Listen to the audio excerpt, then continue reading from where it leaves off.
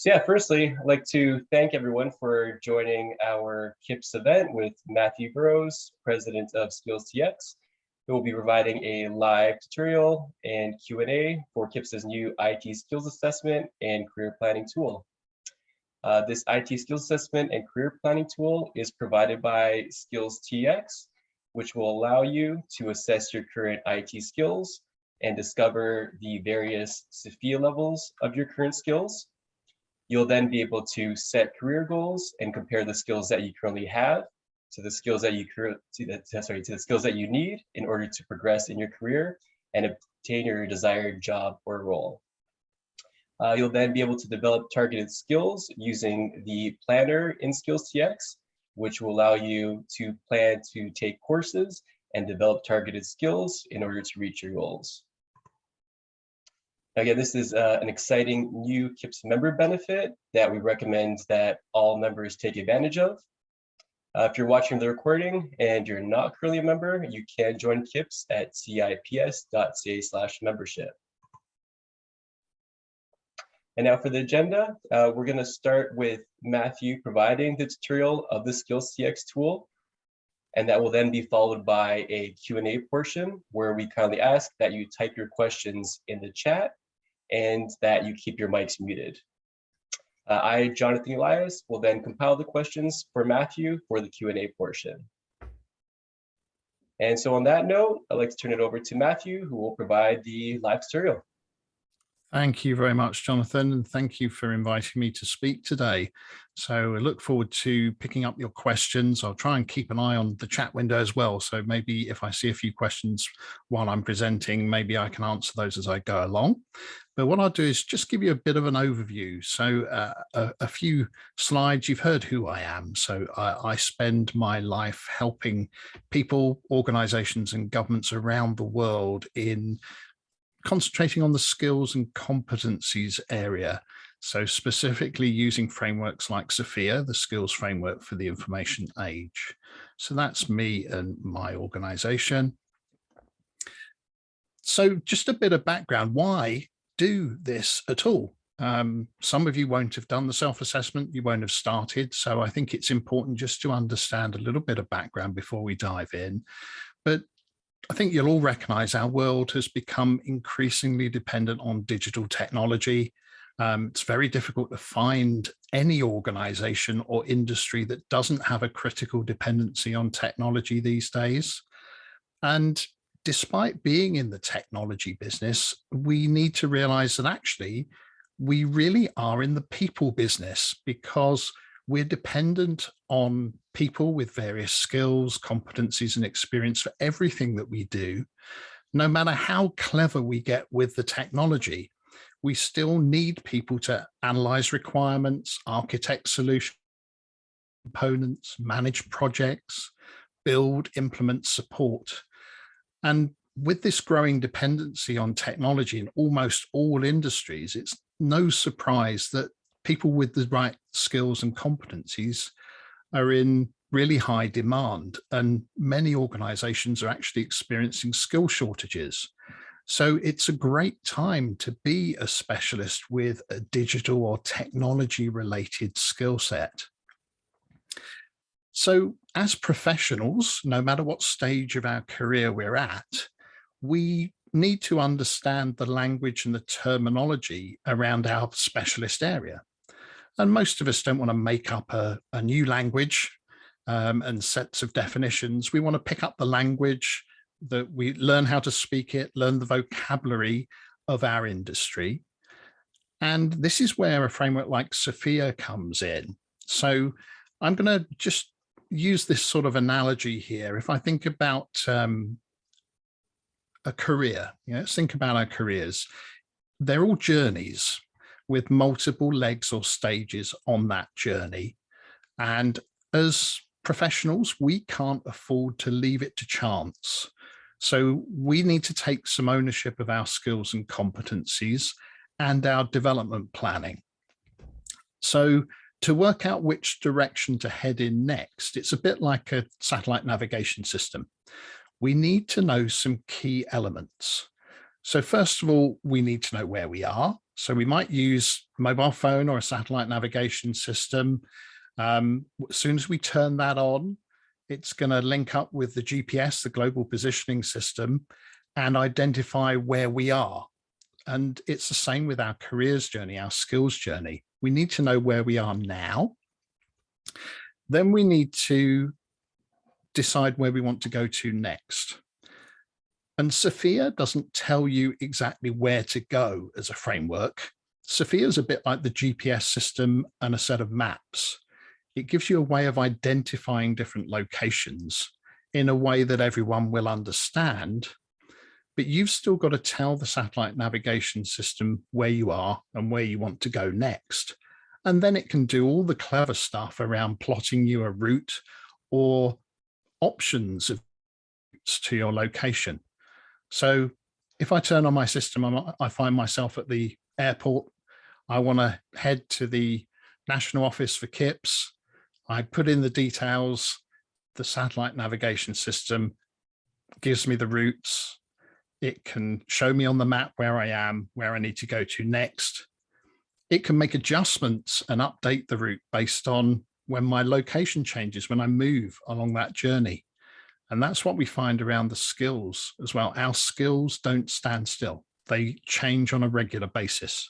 We complete another task, we complete a project, we've developed new skills and competencies. Equally, the requirements for skills are changing. Gartner estimates that the average job will change 10% year on year in terms of the skills that it's requiring. So we have to do that initial piece. Where are we now? Where do we want to go to next? But then we have to keep those things up to date and replan the next leg of our journey each time. So let's turn that into actions. What do we need to do first of all? So if any of you on the call haven't started this process, it's really straightforward.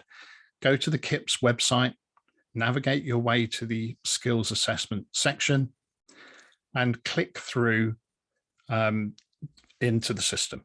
So it's very straightforward. In fact, I'm going to switch out of the PowerPoint and into a browser now. Let's just make this a bit more real. So here we are in the CIPS website. You can see here, get started, assess your skills, click on the link. We've got some clever integration in the background that allows you to log in with your CIPS account, and then that will start the process off. If you're not a CIPS member, then talk to the team at CIPS and they'll be able to help you get onto the system, whether that's sorting out membership for you or working through some sort of guest access. So they'll be able to help you with that. Then what will happen in the system, once you've signed up, you may get an email as part of the process here, which will tell you a few instructions. Fairly straightforward. It'll give you a couple of links. If you're a CIPS member, there's a link there that you can click on. If you're using guest access, there's another link there. And there's also an instructional video if you want to watch that before you start. So hopefully all of those will give you the information you need to start the process. Then when you're ready to start, click on the relevant link, whether it's the member access or the guest link. And then it's going to open up a browser and take you through a set of surveys. Now, these surveys you only have to do once. It's just an initial data capture exercise to get a baseline of your skill profile. So again, fairly straightforward, a few instructions. Those of you that have done this already a few weeks ago, you may not have seen this first question. This is an update we've made, which actually filters the questions based on your level of experience. So it's giving you a question. If you're just starting in your digital career, maybe you're a student, maybe you're fresh out of education, then it's going to filter those questions and just show you the ones that we think are going to be more relevant to you. And that survey may therefore only take you about 10 minutes to do. If you're more experienced, there's a few more things that might be applicable. So the surveys are slightly longer. Even if you go for the top option here of being shown all of the skills in Sofia, the self-assessment process shouldn't take you longer than 1 hour. There's no time limit. You can take as long as you like. Some people do like to just take the time and spend a couple of hours doing this. But in general, I'd suggest that if you're spending more than an hour, you're probably overthinking it, because you don't have to get it perfectly right in this stage. It's just an initial data capture. You can edit your profile after this process. So read the instructions, pick the option that's best for you, and just follow that process through. What will happen? So I've picked one of those options. It's set up a number of surveys. Some of these are really short. They're 1 or 2 questions. So they shouldn't take you very long. So don't be put off by the numbers of surveys. There's a "Are you ready?" question just to check. And so if you say no, it's going to give you a link to that tutorial video again. So it gives you another opportunity to see that if you've missed it before. So really quite straightforward. You'll see here a couple of options. On the right-hand side, there's a skip option, and that box is only visible for 6 of the surveys. And those 6 relate to the 6 categories of skill within Sofia. So if, for instance, you know that you have no skills at all in the strategy and architecture section, so you don't want to go through that survey, you could click the skip button. You can click skip now. It'll give you a little warning message. Click OK, and then it will complete that survey. That's finished. It's then going to update, and you'll have the remainder of those surveys sitting there ready to do. So you'll see that strategy and architecture one now has gone down to the bottom of the list as completed. So it's bypassed that. You do have to work your way through at least those mandatory 3 surveys at the beginning. Very straightforward. The first one talks about the generic levels of responsibility. So those attributes that we have around autonomy. Some people refer to these as behavioral factors. Sometimes they're referred to as soft skills, but that's one part of Sofia. So go through, read the options, pick the one that you think matches best. The same for influence, the same for complexity. There's 5 different characteristics in this section. And the same for knowledge. So you've got your different options there. And then that's that survey completed. And then there's also the surveys around the individual skills. So I'll just give you a quick view of one of those, just so you can see the options that you'll get. So for instance, we're going into the change and transformation category here. So I'm going to say I'm ready to start that survey. So it's just offering me the skills that it thinks are relevant based on my experience level. So this will filter according to your experience. So if I think I might have some experience or some background knowledge in portfolio program and project support, I can say yes, and that'll take me to the next level of detail. If I haven't, I say no, and it skips on to the next subcategory. So I'm going to say yes, just so you can see what sort of questions you get. So it tells you about that skill, gives you the high level description of that skill, the sentence that gives you the context for it. There are links to see greater detail if you want to, but based on that high level, I'm going to say, yes, I've got a bit of experience there. It's then going to go into the detail of the skill at different levels. So this is starting off with a fairly basic level for this skill, where I'm assisting with the compilation of portfolio program and project management reports. I'm maintaining project files and so on.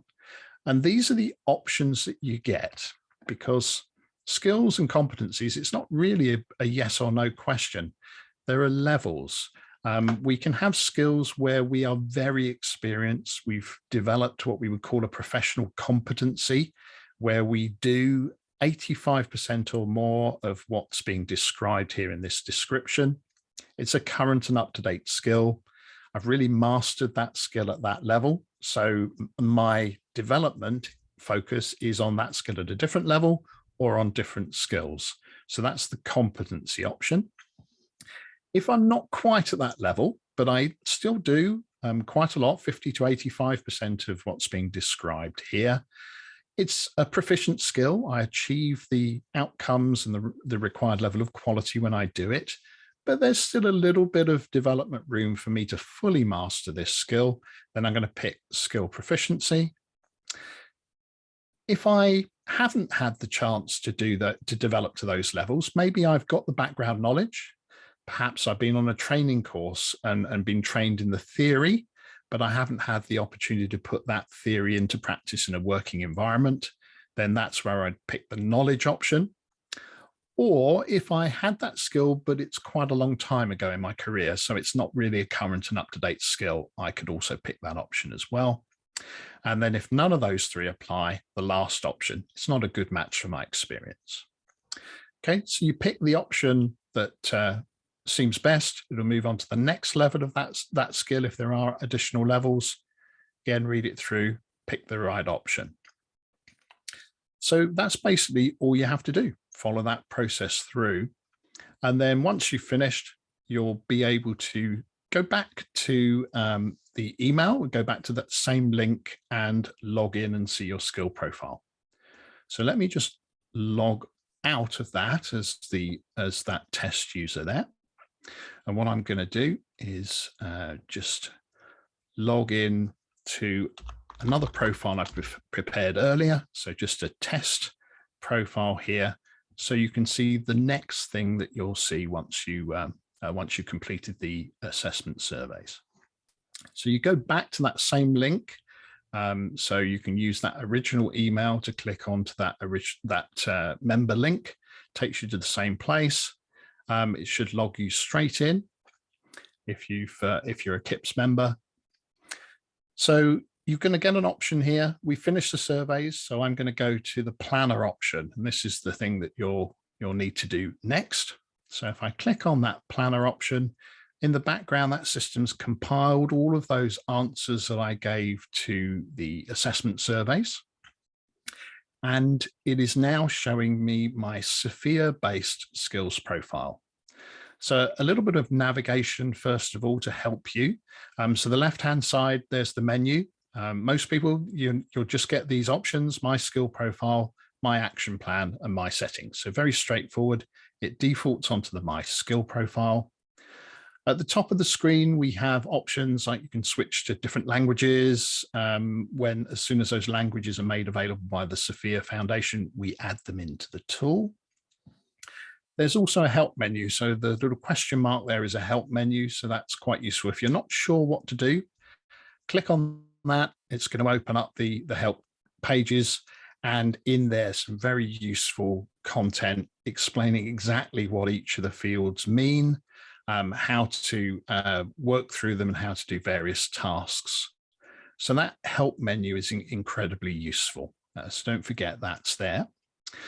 But if we just orientate you around the screen, you can see here I've got some details on me as an individual based on the answers that I gave in the surveys. It's captured the fact that I'm a project manager, my current role. It's under this self-assess tab, it's showing me my skill profile. So based on the answers I gave to those skill category questions, I have got autonomy at level 3. And as I hover over that, it's giving me the Sofia descriptions for that element at that level. So I can see how Sofia describes autonomy at level 3.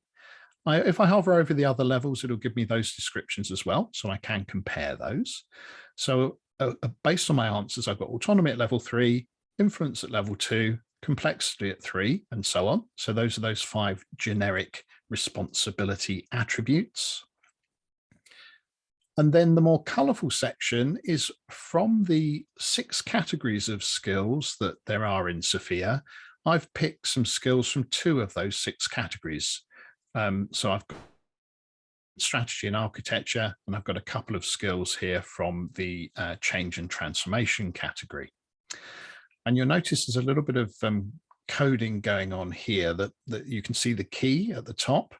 So the solid colors are where I've said that's an 85% or higher match to my experience. It's a current and up-to-date skill. I've mastered the skill at that level. I don't have any further development at that skill at that level. So in this profile here, portfolio, program, and project support, I do what Sofia is describing there at levels 2 and 3, fully develop that. The next level up, level 4, it's got this horizontal hatching, which shows that I have the background knowledge, but I haven't yet turned that into a proficient skill or a fully developed professional competency. So maybe I've been on the training course for that. I've got the theory, but I haven't yet had the opportunity to put that into practice. And then we also have these diagonal crosshatch, which shows where you've said it is a current and up-to-date skill, but you're proficient in it. You do 50 to 85% of it, but you haven't fully developed it. Okay, so that's your skill profile. Very straightforward. If you miss some things on your self-assessment, or if you're not sure about the answers, you want to change it, there is an edit button here. So click on the edit button. It's going to give me a warning just to check that I really do want to edit it. It's all version controlled here, and you'll see what pops up is these edit buttons against the individual elements. So for instance, I want to review what I said around influence. I can see the Sofia descriptions for influence at each of those levels. And if I think I've underestimated, maybe it's not 2, actually it's probably level 3, then I'm going to click on level 3, click save, make that change. So it's really easy to update. I'm not going to bother making that change at the moment. But you'll also see when I clicked on the edit button, it opened up all of the 121 skills that are within the Sofia framework so that I can see even the ones that I didn't select in the self-assessment. So I could have a look through here and see whether there's anything that I think I've missed. If I hover over the name of the skill, it gives me that 1-sentence description for the skill. So I can get a good idea if I think I've missed anything. I can scroll down and look through the various categories, look at the skills. If I want to review them, again, just click the edit button. And on the skills, you get those same options that we saw on the survey. So have you got the background knowledge? Have you got the skill proficiency, or is it a fully developed professional competency? You pick the level that's right and work your way through those and click the save button. Once you've had a look through the skills, if you've made any changes, then go back to the top and you'll see it showing me I've got one pending change there. So I'm going to click the save button and save that. And what it's done is it's created another version of my skill profile. As I mentioned, it's all version controlled. So that means you can go back and have a look at previous versions of your skill profile by clicking on the version. And I can see I've done a few different changes here. I can go back and look and I can see my progression and so on. So that's there. There's also a tab here for evidence. So for example, you might want to put a training certificate on there as part of your skill profile, or maybe you've earned a digital badge or digital credential. You can attach those to your skill profile just so you can keep everything in the same place. So for instance, I've done some work on that portfolio program and project support skill. You know, I've maybe got a certificate, training certificate, give it a name, whatever it might be. Add the skill, upload the file, or if it's a link to a digital credential, I can put the URL for that badge, and I can upload it as part of my skill profile. So it just gives you a place to keep anything that's relevant there attached to your skill profile. So that's the main part of the skill profile. But really, when we're looking at development planning, we want to look at what do we do next, because so far we've just answered the what skills do we have question. Yeah. So what you'll also see on here is a job section. So this is where you can click on the edit button and you can see a number of industry defined roles and profiles that you can compare yourself against. And there's a few different ways of navigating around this. Either you can sort based on your self-assessment and say, which roles am I a good match for? based on percentage match. So I've just clicked that self-assess tab twice, and it's sorted them in descending order of how well I match. And I can then pick a role as my current role. So that's one way of doing it. You can also search. So if I want to look at all the roles that have the word project in them, I can see a mixture of roles, templates from Australian government, the APS roles. If you're in service management, you'll recognize some of these ITIL practice areas, which show you the relevant skills that relate to that particular practice. If you're in cybersecurity, you might recognize the NIST NICE framework. Those roles are in there as templates, along with various others, including European Union and a number of different templated roles. So the idea is you can pick either your current role, or if you're just starting out, maybe the role that you're aiming for is your first role, first job. You can pick a future role as well. And then what you can do with this show button is to overlay the typical requirements of that role as defined by that industry template on top of your own skill profile. So this is where you can start to do a bit of gap analysis, a bit of development needs. So you can see here down the right-hand side, we get some green ticks where I already meet or exceed the suggested level for that element. So to me, it looks like I'm okay from an autonomy point of view, but I've got a little red cross there by influence because it's suggesting so I should be trying to move that to level 3 from my current level 2. So that might be an area I want to focus on in my development plan. And then you get the same thing for the skills. Sometimes you'll see a red cross where it's a required skill, a really important skill for that role. Sometimes you'll see a little yellow circle if it's a desirable skill. So not quite so essential, but nice to have as part of the role. You'll sometimes see that in some roles as well. And you can see here some skills where I'm already meeting or exceeding and some potential gaps. So of course, depending on whether you're doing short, medium, or long-term planning, you could look at different roles. You know, you can look at, we've even got the Sofia views in there. So perhaps I'm interested in moving towards an information and cybersecurity role. I don't necessarily know which role, but I'm going to have a look at all of the skills in Sofia that are relevant to that particular discipline.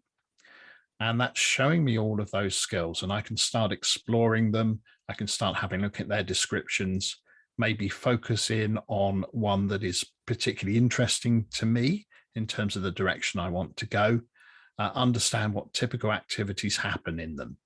So that's the first stage, I guess, is get your skill profile up to date. Keep it up to date as well as your skills change over time, edit and update. So you've always got a current up-to-date view of your skill profile. Use those different roles in there to explore whether you're looking at short, medium, or long-term planning. Select those, compare them, overlay, have a look. And then you're ready for the next stage, which is this action plan section. So click onto the action plan, and this is where we're going to start looking in a bit more detail at those potential development needs, those gaps, and to start planning the actions that want to be in my development action plan. For some of you, you might do some of this in collaboration with a mentor, or maybe with your line manager if you're in employment at the moment. So again, you can have those conversations as part of this, using this data, and maybe get some input to some of the things that might help you to develop those skills. We give you a few other things in the tool just to help you as well. So you can see here, I'm comparing my self-assessed profile against my current role at the moment, that project support role. I can see a number of things in my gaps. I can click on a particular link and see whether I've got an action for it. I can create a custom action. So let's have a look at the different types of action here. If you think about your development planning, a lot of people are familiar with the 70-20-10 rule. So this is where, if you're not familiar with it, it says that formal training, off-the-job training, usually represents about 10% of someone's development. 20% is near the job, including mentoring and coaching. And 70% of your development is actually on the job. So if you think about that with regard to your action plan, you probably would expect to have maybe multiple actions for some of your gaps. Perhaps you want to go on a training course to get the background knowledge, and that might be one of the actions, but then you might want to have some coaching, or you might want to shadow somebody that already does that role and see how they do it and learn that way. Or you might just need to have some more hands-on experience. So maybe, get some secondment into a role, ask your manager, to be assigned to something that's going to let you practice that skill at that level. So you can type in your own actions, you can pick the type, you can set yourself target dates for when you want to do that by. You can add those into your action plan and then they'll appear here. So that's custom actions. Then we also have a predefined tab here. So this is where there's some content that's already mapped to Sofia. And what it's going to show you in this predefined list is any of those pre-mapped items that match one or more of your development needs on this side here.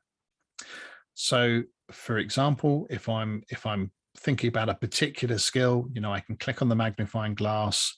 It will then highlight the predefined actions that have a match to that element of that level. So these three here happen to be matched to methods and tools at level 3, which is one of the gaps that I've identified. So I can have a look through and see if any of those would help me. If I'm looking, and not at my current role, maybe at that future role and thinking about moving into that information and cybersecurity type role, that's going to filter those predefined actions, offer me a different set of actions there. So it's all based, you can see here there's a filter button.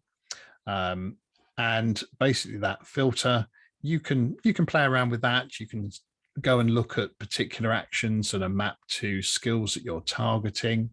You can see we've got a mix of things. We've got things like the CIPS event that's coming up later this month here. So if I were thinking about that skill around threat intelligence that we mentioned before, so let's just find that under the security section. Here we go, threat intelligence. So if I click on that skill, go back to my list, and it has highlighted the CIPS event that we have coming up that's specifically focused on information security and threat intelligence, vulnerability assessment, and those types of activities. So I can click on that. I can have a look at a bit more information. The action link will take me to the website and give me some information. If I think that's for me, then I can set a target date for it. I can add it into my action plan, and I can track my progress against it here. Okay, so I think those are the main things I wanted to show you. So get ready with your questions, because we're going to open it up to questions very shortly. So you can see here status on your actions. So as things move from not started yet to do into progress, you can track the progress on them. You can keep your notes against them. You can update your target dates if things change, and so on.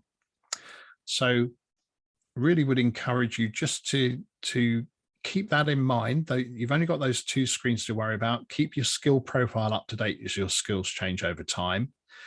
Create your action plan. Get input from people if you need it on to suggest actions via mentoring, via managers. But keep those two things up to date so that you've always got a current version of your current location. Where are you now? What skills do I have now? And then you can use that comparison to help you. Jonathan, pass over to you just to see if there are any questions that have come up. Great, thanks, Matthew. Yeah, that's a pretty amazing walkthrough so far, and good overview of how our members can utilize the tool and get a lot of value from it. I have a couple comments. One is that especially for students looking to use this tool, I think it's a great way to not only learn about the different skills that you might have, but also the definition of the skills. Yeah. I found, just going through the tool itself, that it was very informative about what all the different skills are and their exact definitions. And even a surprise to me that I learned about new skills that I didn't even know that I had. Absolutely. Yeah, I didn't mention that expand button there, so that you can always expand it out and see all of those skills there, as I say, and have a look through those. So you can, do exactly as you've described there, Jonathan. Yeah, it's very useful for that, looking through and understanding because after all, Sofia is really activity descriptions in the definitions here. It talks about what do you do when you're practicing that skill at that level. So it's all about what you do, not just what you know. Right. And the other item was that when users complete the surveys, in addition to the wonderful tool, there's also an email that is sent, which has a Word doc version with a summary of the results from your survey, which you can share with your employers and colleagues. It's a nice, easy summary to share with others. Absolutely. And just on that point, if you update your skill profile after that first initial version that you'll get through attached to that email, you can always produce a new version of that offline copy. And that's what this report button is here for. So as I'm now on, what am I on, version 4 of my profile here, maybe I'm going into a meeting with my manager, maybe I'm applying for a job, and I want to use that as effectively my digital CV or resume as part of that application. Or I'm going into a mentoring session and I just want to take a record of my current skills and I need that as an offline copy. You simply click that report button and the system will email you an up-to-date version of that skill profile. So you've got that as an offline copy. Great. And also related to that, I've got a few emails about requesting to reset their survey. Some members wanted to change their answers. So just to clarify how that works is when you do the survey, when you are in the particular surveys, you can go back. But once you complete the surveys, if you do want to change any of your answers, you would do that within the planner. So again, there's two sections. There's a survey section and then the planner section. And I also found that not only does the planner allow you to edit your responses, but I find it also displays it in a different format, opposed to the survey where it's asking you questions, trying to find out your skills. The planner, provides you, a nice basic overview of what the skills are and their definitions, and allows you to easily change them as well. So members, they can use the planner, or if you really need to, we can reset your surveys, but I would recommend completing the surveys first and then jumping into the planner and making adjustments. Yeah, the only time that we really consider resetting a survey is if you're less than 100%. If you reach 100%, go into the planner and do the edits. If you're only 20% of the way through and you feel you've made a complete mess of it, we do have the ability to go into the admin console and reset it, and can do. But actually, I think it's probably better, and people will find it easier just to carry on through and capture the information through the surveys, complete them, and then go in here and do the editing from here. So we almost never reset surveys these days. It's definitely better to use this more graphical view where all of the information's there on the one screen. Yeah, great. So maybe now's a good time to jump to the question portion. Again, if you have any questions, please type them in the chat. We have one question from Ton here, who says, one of the challenges with self-assessments is that folks might overrate themselves or have multiple dozen skills. What good practices would you recommend? And I found, for me personally, is I was the other way, kind of underrated at first, and then when I went into the planner, I kind of made some adjustments to see where I was really at. Yeah, you're absolutely right. And it does depend sometimes just as simply on your personality type. Some people are more prone to talk themselves up and overrate their skills. A lot of people in IT roles are actually the other way around, and they underestimate their skills. Um, the first thing I'd say is if you're trying to manipulate the surveys to get loads of skills on your profile, what does that really achieve? We're fundamentally trying to use this to control our own careers, be honest about where our capabilities are, where our gaps are going to be, and then create actions to address them. We're not really trying to impress anybody. We're trying to get a really accurate view. If the satellite navigation system will only give you a decent route from where it thinks you are to where you tell it you want to be, it's exactly the same here. So I would encourage honesty. Really try to get as accurate as possible. When you've got experience, celebrate that, record it, put it in there, but don't gloss over things because they will generally trip you up a little bit later on. If you're saying that you've got a skill at a particular level and you tell your employer you've got that skill at that level, you don't need any more development in it, you apply for a job and you get it based on that profile, then when you're asked to do that activity, if you don't really have that skill, you're going to have some problems. You might get caught out. You might not be able to do what you've said you can do. Then you're getting into quite a difficult conversation with your employer. So there's really no benefit in doing that. Equally, you do need to challenge yourself that you're not underestimating your skills, because sometimes that means you're not getting the opportunities to practice that skill at the right level. You may be doing quite basic, mundane tasks because you've said you've only got that skill at quite a low level. So again, you don't want to overestimate. You don't want to be in that uncomfortable situation. You don't want to underestimate and miss those development opportunities or the ability to practice that skill and keep it up to date. So it doesn't do anything for you being over or under. You need to try and be as aware and critical of yourself and try and get it as accurate as possible. So those would be my main observations around that, if that's helpful. Great. Next question is, can we import other skills manually if they don't exist, and if they're fixed? And yeah, I assume you probably talk a little bit, more about the skill Sofia framework, and I guess how it also provides an overall assessment of your general level. And for those who don't know, for example, our CIPS ITCP certification also uses a Sofia framework, and assesses individuals at basically a minimum of levels Sofia 4 and 5. The 5 would be a minimum of 2 years. Yeah, there are a couple of ways in which you can do some of that.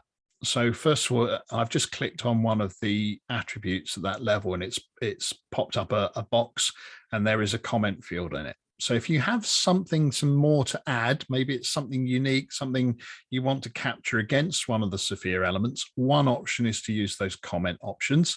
Those comments also appear on the bottom of the report if you produce the report as well. So you can capture an extra level of detail there. One thing I didn't mention that perhaps I should have done, for some of the skills, there are these little ellipses where it opens up another level of detail. Now, this is particularly used when your employer organization is looking to use this tool and maybe have their own workspace for your organization. That obviously opens up the ability for your employer to create role profiles and job descriptions and add in a next level of detail that's not in the Sofia framework, but something that is specific to that organization. So it might be for a skill like project management, it might be a list of the project management methodologies that are relevant to that organization. For a skill like development, programming and development, it might be a list of the programming languages that are relevant there. Now, obviously, in this instance here that we're offering for CIPS members, the focus is on the generic Sofia process. It's not going to have things that are specific to your employer organization. That's why it's got templated industry standard roles, some industry defined attributes. If you want to go further, that's usually probably a conversation with your employer about adopting this tool and process for your company. And then you can get in, it opens up so many more things that you can do. You're not just looking at it from supporting you as an individual in your development plan. You can then make it more specific to the organization, get access to the analytics, manager functionality for manager approvals and reviews and all of those types of things. So in this version that we have for CIPS, as I say, that's really focused on you as an individual in your development plan.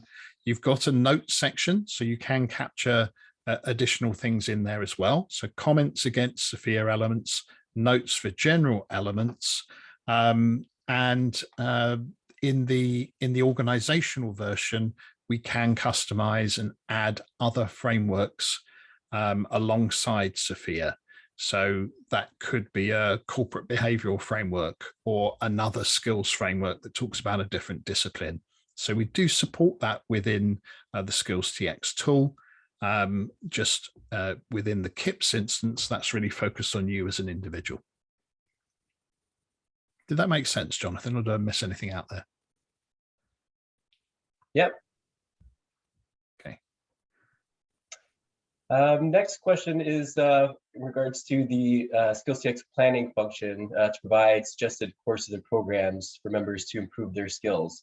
Now, I know you touched a little bit about that, about clicking the little X's there where you might be missing a skill and showing relevant PD. My comment would be there is that as we continue to utilize this tool, we'll be adding more and more PD to this tool and making it easier for members to upskill in certain areas. And this is more just a big general bonus of the Skills TX tool, is that it's going to allow CIPS to map our CIPS events to Sofia and show that if you're attending a CIPS event, not only what are the general learning outcomes, but also the Sofia levels and where you can upskill in targeted areas. And just briefly, that's also where we can also utilize it for things like the CIPS job board. If employers are posting jobs on the CIPS job board, we can again map that to Sofia and show our members that certain job postings are requiring certain skills, and our members can see if they have those current skills or take the required PD in order to upskill for job titles of similar nature.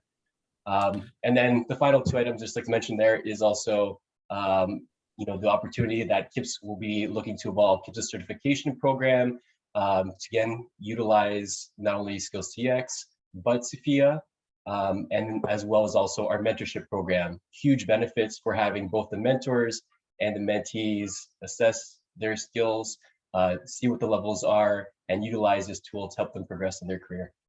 Absolutely, yes. This data can help you to match mentors with mentees based on the skills that they want to focus on. It's all based on understanding the skill profile of each of the people, the mentee and the mentor, and then that data can be helped to match. And also you can keep track of those actions that you've agreed with your mentor, and even the mentoring sessions themselves. So when you plan a mentoring session, add it in as an action into your action plan. So there is there is a mentoring category on there. Add the date, add what you want to cover in there in the description, add the date that you're doing it, which skills you perhaps want to focus on if you know, and add that to your action plan. So yeah, mentoring is a key part of development.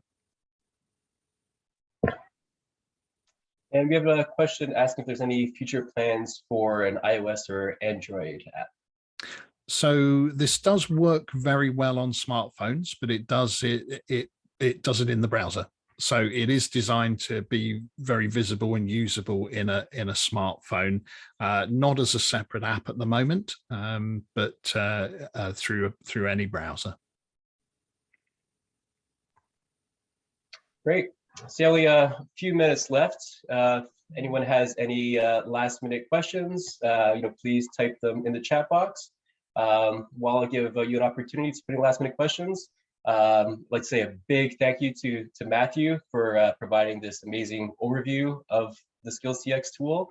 And also a big thank you to Skills TX for partnering with CIPS to provide this great tool to our members, and the enormous value that it'll provide anyone from students to mid to late career.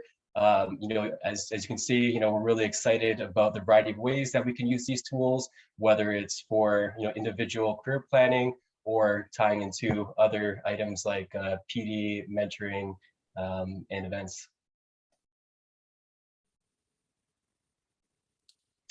So yeah, so I don't see any questions in the chat there, so I think we'll wrap it up. We will make the recording available on the CIPS YouTube page and on the website so that you can review this at a later date. And if you are watching the recording, again, this tool is a very huge member benefit for CIPS members. So if you are not a CIPS member, please visit us at cips.ca and become a member and join us. And I see Greg's unmuted there. Greg, any final comments? No, I just wanted to say thank you as well. I think it was fabulous. I really, really enjoyed the walkthrough and the improved understanding of the kind of capabilities that we can access now. So thank you, Matthew, and thank you, Jonathan, for managing the process elegantly. It's great. Much appreciated. Thanks. No problem. Pleasure. All right. Well, thanks, everyone. You enjoy the rest of your day, and hope to see you at the next CIPS event. Thanks.